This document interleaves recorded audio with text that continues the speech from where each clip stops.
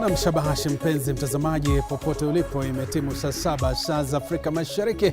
Tukufahamishe taarifa ambazo zimejiri kutoka sehemu mbalimbali. Uzidi kumakinika. Wanakwetu wananiita Joash Onsare, na mtazamaji hivi sasa moja kwa moja ni kutaarifu baadhi ya taarifa hizo, tukizidi kujiandaa kwa taarifa zetu zijazo.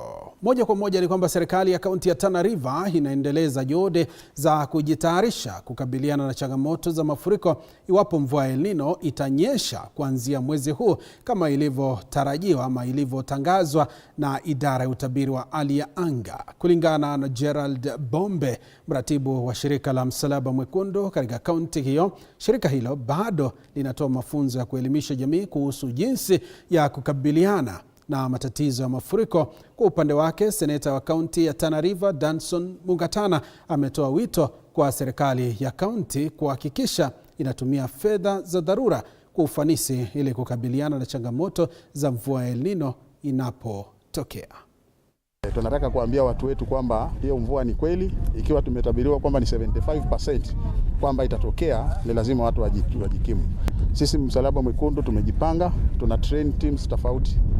Toka wiki jana tumeanza kuhamasisha watu, tuko na zile teams ambazo ziko kwa wote. Wiki iliyopita kaunti ya Tana River ilitoa mipangilio kamili kupitia gavana vile ambavyo watafanya. Wameweka maboti, wameweka mipangilio kadha wa kadha. Kwa hivyo tuna imani ya kwamba wakati huu pengine hii El Nino ikija haitatuletea madhara. Kitu ambacho ningependa kusema ni kwamba pesa lazima zitumike vizuri, kwa sababu mambo ya emergency procurement huwa mara nyingi kunakuwa shida hapo. So we want to see this money being utilized properly.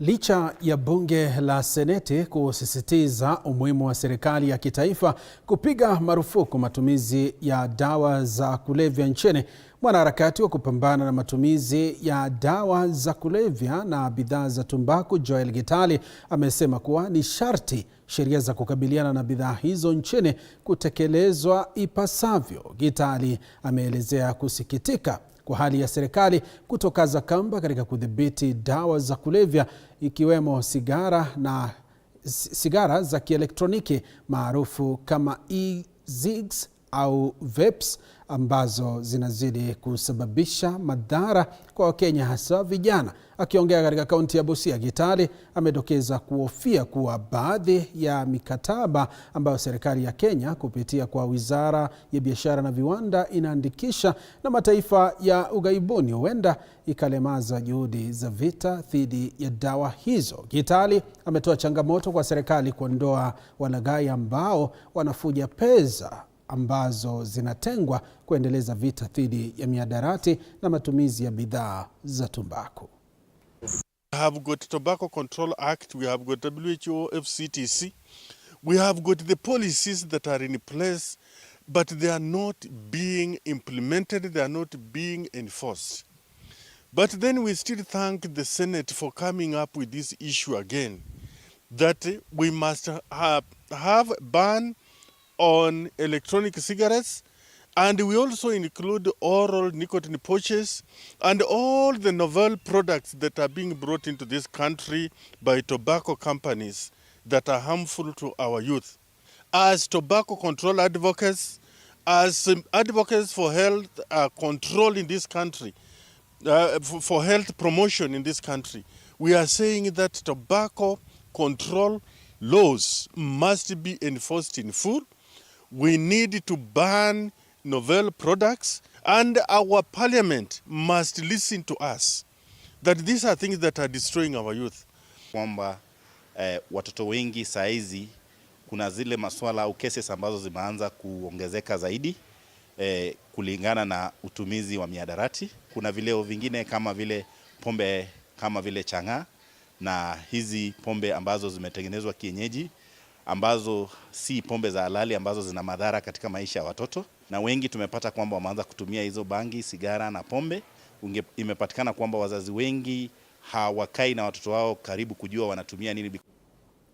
Kwingineko, kama juhudi za kuwawezesha kina mama kupata ajira nchini, wawekezaji katika kaunti ya Kilifi sasa wamewarai wenzao kote nchini kukumbatia hatua ya kuwapa nafasi za ajira akina mama. Wakihutubia wanahabari katika eneo la Takaungo, kaunti ya Kilifi, wawekezaji hao wamepokea fedha za kima cha dola milioni 4 kutoka kwa wakfu wa Bill Gates, kampuni ambayo imejitokeza na kuajiri watu 650, ambapo asilimia 80 ni wanawake, huku 18 wakiwa na ulemavu wa kusikia. Kulingana na wawekezaji hao, hatua hiyo inalenga kuwainua wanawake kwenye ngazi za kujitegemea na kuboresha maisha yao. Revital Healthcare proudly employs 650 people. 80% of them are women. Now the reason why, and this is all because of our chairman Rajni Vora, whose legacy was behind employing as many women as possible. 99.9% of our workforce are all young Kenyans, men or women. And the main reason and main focus on employing as much women, particularly within the Kilifi County environment, is because women, mothers, single mothers, which are a lot of them within this county, actually go home to feed the children, to pay for school fees, to take care of the homes, and to make sure that the children are excelling in life. We've hired a very special category of employees as well. These are hearing impaired and mute individuals, all women predominantly, and this is because we want to prove a point. If a technical industry such as Revital Healthcare can employ the women who are hearing impaired and mute, any industry in Kenya can employ these people as well. They need opportunities. They're doing clip work, so they have to look for their clean syringes and clean clips so that they can assemble the good syringes and bad syringes. There are 18 people. They feel good. They teach them how to be skillful, how to work, also to help them understand to work. Mtazamaji, kwingineko, wakazi wa kijiji cha Kapkota, eneo bunge la Mlima Elgon, kaunti ya Bungoma, wamejitwika jukumu la kukarabati barabara ya Kapkota kuelekea Nasala hadi Namangofulo baada ya kutelekezwa kwa muda wa miaka 10. Wanji Sostin yupo eneo hilo, tuungane naye atuarifu ni kipi wakazi hao wanasema na ni kipi kimewasukuma ili kuweza kuikarabati barabara hiyo wenyewe.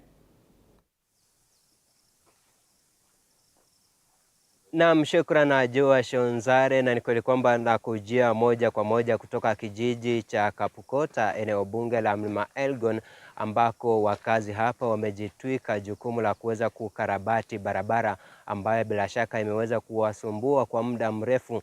Na hebu tuweze kuwahusisha tuone ni nini haswa ambacho kimewapa ule msukumo kujitengenezea barabara hii. Kwa kuanza na huyu hapa, kwa utangulizi wa majina, tueleze mkazi wewe wa wapi na ni nini haswa ambacho mafanya hapa hii leo? Asante sana. Kwa majina naitwa Ibrahim Ngame, ni mkazi wa Kapkota.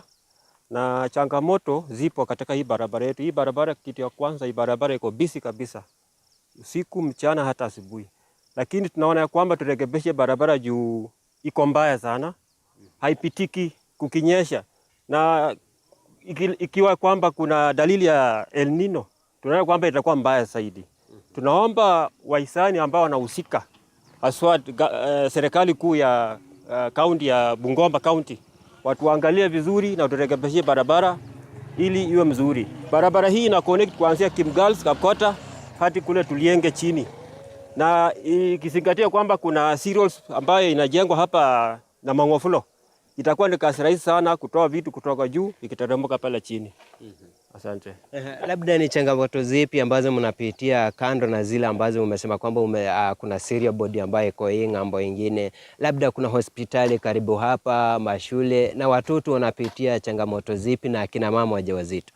Asante sana. Vinya umesema ni kwamba changamoto zipo. Na watoto katika kusafiri pikipiki kupita ni kazi ngumu sana. Wamama wakijifungua wakati mwingine wanasafirisha usiku na barabara ni mbovu. So tunaona kwamba barabara hizi zikirekebishwa iwe nzuri, itakuwa afadhali sana na nafuu kwa wale wanasafiri katika barabara hii.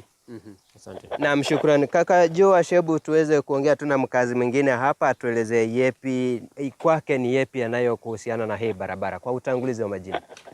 Kwa majina naitwa Richard Ndiwa Yambi. Mimi ni mkazi wa hii eneo. Na changamoto kubwa kabisa tunapitia hapa, kando na yale yamesemwa na ndugu yangu. Kuna kahawa. Wakulima wengi wa huku chini wanapeleka kahawa upande wa juu, na hii ndio barabara kuu ya kuwapitisha hao. Kwa hivyo wanatumia pikipiki, na unajua pikipiki nataka barabara ambayo imenyooka kwa sababu ya mizigo mizito. Kwa hivyo tumeona tuwatengeneze, kwa sababu hivi kesho ni sisi ndio tutafaidika. Ndio. Ni lipi unaweza kuwa nalo kwa uongozi wa eneo hili, MCA, mbunge na vile vile serikali ya kaunti? Ningependa tu kuambia wale wawakilishi wodi kwamba watuangalie sisi na pia. Kwa sababu tangu kukuweko na devolution, kwa kweli hii barabara haijashughulikiwa. Kwa kusema ukweli, tumeamua kama sisi wanakijiji wa hapa tujimobilize, tutengeneze hii barabara, na hiyo ni kama tumejitwika mzigo ya wale. Tafadhali, hata kama tumefanya hivi, lakini bado tunawahitaji. Watupatie at least hata kama ni tinga, watujengee hata kama ni drainage, kwa sababu ukiangalia barabara kinachoiharibu sana ni maji. Kwa hivyo hakuna ile tunasema hakuna drainage ambaye ni sawa. Hakuna drainage sawa. Hiyo tu ndio sasa tatizo. Naam, shukrani. Kaka Joa, si jinsi unavyoona huyu bingwa amepiga nembo ya Rais William Ruto hapa, na ni kweli kwamba ni barabara ambayo wakazi wa eneo hili wanategemea pakubwa, na wameamua ili kwamba waweze kuitengeneza ndio kufanikisha uchukuzi wa eneo hili. Ni hayo tu kwa sasa Joash, ni taarifa ambayo bila shaka tunaifuatilizia na tutaarifu mtazamaji wetu katika habari zetu za hapo baadaye. Ni hayo tu kwa sasa kutoka eneo bunge la Mlima Elgon. Mimi ni Wanji Sosti.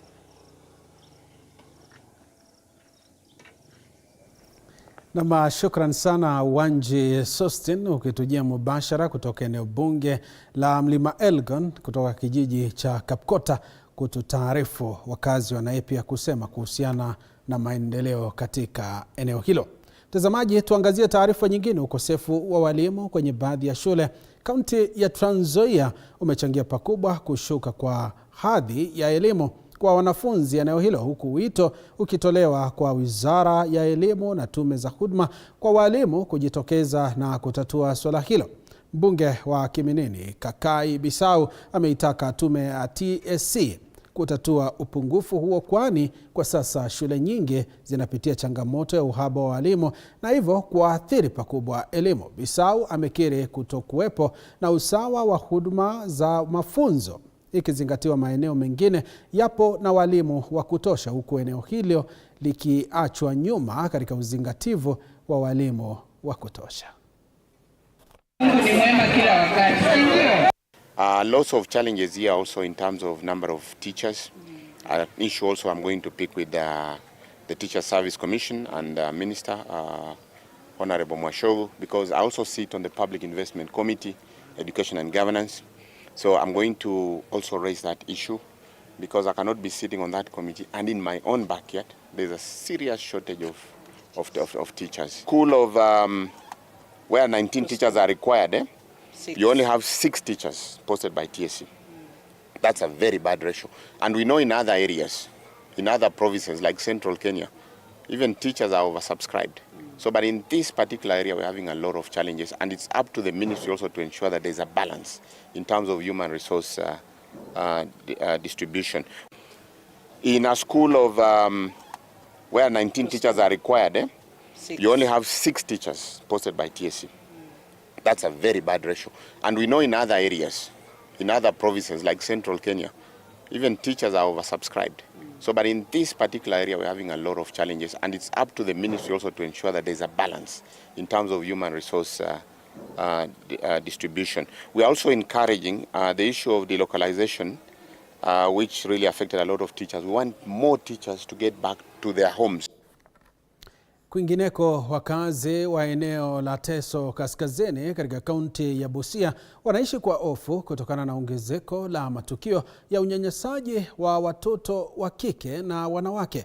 Akizungumza katika shule ya wasichana ya Kolanya katika eneo hilo la Teso Kaskazini, mshauri wa rais wa masuala ya jinsia Harriet Chigai alijuta kuwa kaunti ya Busia inaongoza kitaifa katika kesi ama katika visa vya unyanyasaji wa kijinsia, na alitaka taasisi za serikali zinazohusika na kulinda watoto na wanawake dhidi ya ukatili kuchukua majukumu yao, kauli iliyoafikiwa na mwakilishi wa kike wa Busia Catherine Omanyo. In many cases we say children lie, but in my experience children don't lie. We have the police, we have the chiefs who hold barazas in terms of solving these issues under trees, and now we are saying that has to stop, because you release these people, they are criminals, they go back to the community and they do the same crime. So mine is to call upon all the government agencies. They must do their job, they must act fast, they must protect these children. Mambo ya unajisi katika Busia imekuwa ni kero kubwa na imekuwa ikienea na imeendelea kwa muda mrefu. Na tunaomba wenye wanaweza tusaidia kama serikali pamoja na sisi wenyewe wazazi tujitokeze ili tusaidie watoto wetu ili watoke katika hiyo janga ya unajisi ili waweze kujieleza. Hiyo ndio imekuwa zaidi, kwa sababu wewe mama unapokosa kitu, mwingine anatokea huko mzee anadanganya mtoto ati wacha nikupe pesa kidogo hii iende kukusaidie, kumbe ndio kuharibu mtoto. Mtoto anatoka huko analia, hakuna kwenda shule, kichwa imeruka.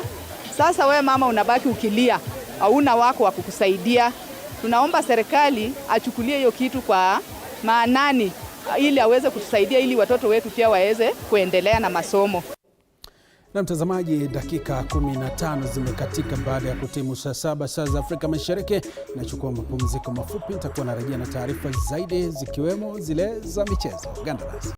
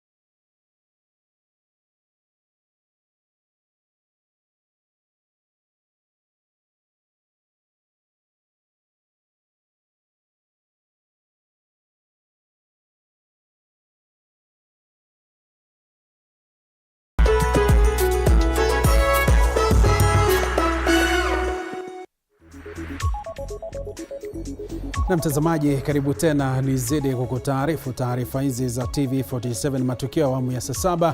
Na mtazamaji, mazungumzo ya maridhiano yanaendelea katika ukumbi wa Bomas, na hivi sasa mwanahabari wetu ambaye yuko pale Mike Gwonga ananiarifu kwamba makundi ya walio wachache kutoka mtaa wa Kibra wanatoa hoja zao mbele ya kamati hiyo maalum ambayo inajumuisha wanachama kutoka serikali, Kenya Kwanza na vile vile kutoka Azimio. Hebu tuvuke moja kwa moja tusikilize mawasilisho yao katika kamati hiyo. Nutrition and a core element is in productivity, which is about 6.5% of GDP. So going forward then, we are saying that we need to look at the social protection such that in addition to minimum wage, we go beyond that and see to it that we are providing affordable transport, housing, universal health care, and education so that we can leave the households with adequate budget that they can allocate to other things that they need in life. And also finally is to address matters to do with social mobility. From our research, we found that poor households tend to get to poor situations because even when we have social protection, which are not well targeted, then poor households are not benefiting. And if they don't benefit, they don't take their children to school. If they don't take their children to school, the children actually end up being poor. So to break that, it's critical that we look at how we target our social protection to allow for social mobility for those at the bottom of the pyramid. Chair, I'll give 5 minutes to my colleague here, Dr. Elder, and I'll tell her to use just 5 minutes. I think 5 minutes on the high side. Yes. Thank you, sir. I'll take us through the following areas. I start with health and nutrition. The government, as we know, is implementing a number of interventions, starting with the universal health care. We also have a lot of support when it comes to provision of food. We have a lot of support when it comes to production of vaccines. However, a number of issues remain that are outstanding. First is the high out-of-pocket spending. And this is basically because we have emergence of non-communicable diseases because the country is transitioning from the higher incidence of communicable diseases like malaria, which is being tackled. But now we have new diseases like hypertension, we have diabetes, we have cancer, among others. All those constitute the high cost of out-of-pocket. We have a mismatch between what we are spending and the outcomes of health, particularly when it comes to the overall human capital of the country.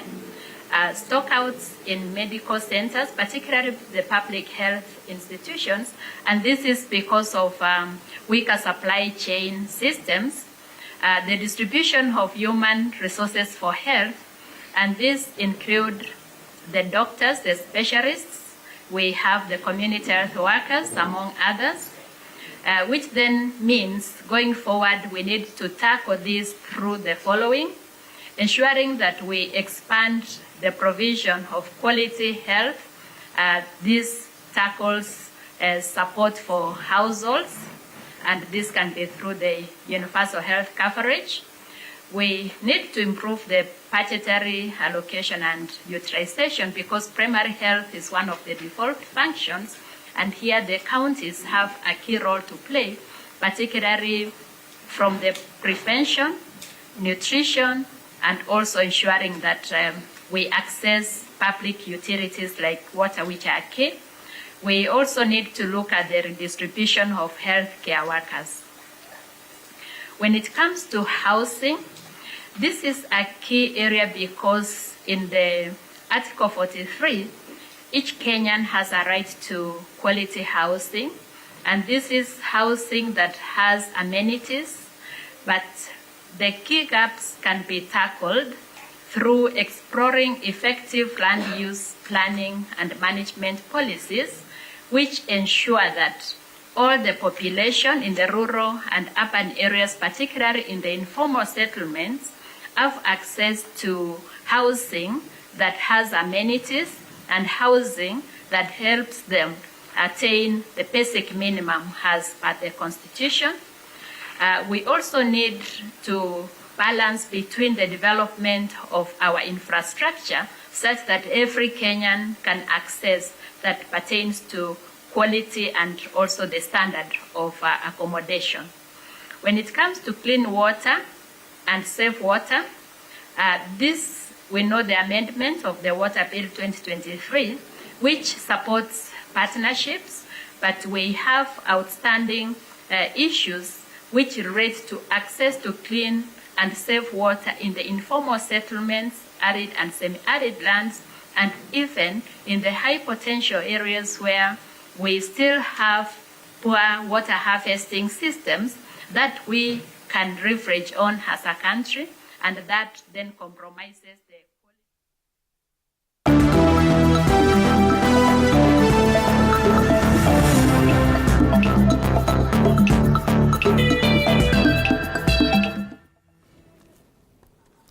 the Na mtazamaji, kitambulisho hicho ishara tosha. Sasa tuangazie taarifa za michezo. Dimba la soka la Sakaja Super Cup lilianza rasmi huku timu 340 zikitarajiwa kumenyana moja kwa moja kwenye kila wadi katika kaunti ya Nairobi. Dimba hilo ambalo linatarajiwa kuchezwa kwa zaidi ya siku 70 litahusisha timu za kinadada, huku mshindi wa kitengo cha wanaume akitarajiwa kuondoka na kitita cha shilingi milioni 3 pesa taslim, naye mshindi wa kitengo cha kinadada akitarajiwa kuzawadiwa shilingi milioni 1 pesa taslim. Akizungumza wakati wa mchuano wa kufungua dimba hilo, gavana wa Nairobi Johnson Sakaja alieleza umuhimu wa dimba hilo, akisema kuwa zaidi ya vipaji 100 vitagunduliwa humu Nairobi. Finally, we've started off the Super Cup, the Sakaja Super Cup. Of course, our motivation comes from the core of our manifesto, which is a city of order and dignity, but hope and opportunities. We have a lot of talent that is out there in all our 17 constituencies, in our 85 wards. But for a long time, people have never had the chance, to be showcased, to come and play at this level, to compete for real money, and which is good money. Someone was asking me today whether it is the Premier League or National League. But really just to give opportunities to our young people and to recognize them. It goes hand in hand with what we're doing in the sports sector, in sorting out our sports infrastructure, our stadia. We intend to complete all those which have been stalled. We are just almost done, 98% done with Dandora. The last piece of turf came in the day before yesterday. We have broken ground at City Stadium, which is Joka Dengue Stadium. We've set aside a lot of money for that. Woodley Stadium and many more coming up. So it's just part of our plan for our young people. Mtazamaji, tuangazie mchezo mwingine. Timu kutoka kaunti za eneo la Mlima Kenya zilishiriki katika mashindano ya mchezo wa Saratanji maarufu Football Chess Open katika kaunti ya Murang'a. Mashindano hayo yalifanywa kwa njia ya vita dhidi ya uraibu wa dawa za kulevya na yalijumuisha vitengo vya chipukizi na wachezaji wenye uzoefu. We want to improve each constituency and at least have a team from all over Murang'a County, which will have our final game in January, and it will be graced by our governor and also our area MP from all around Murang'a County. Kuna counties huku ambazo kunasemekana kuna ulevi, drugs na alcohol abuse na all that, lakini hawa watoto tukiwaonyesha michezo mapema watakuwa wakijua kwamba wakimaliza shule maybe form 4 kuna game mtu anaelewa anacheza chess hapo, atajoin chess club mahali fulani. Tuache kuwa na idlers, kwa sababu idling sana sana ndio inatuletea abuse of drugs. For me, chess has also helped me out of my studies. I've been able to go to different places and it has helped me to interact with other different people, not only from Kenya or from Africa, but from the whole world. All I would like really for me to ask the parents, if your child has any interest in joining chess, you should not tell him or her to stop, because one day, one time, you realize the benefits of chess. When I observe the children playing, I've seen that it really opens their brain, and it is so good for them. And I can see that they have a very bright future, and also chess is not like other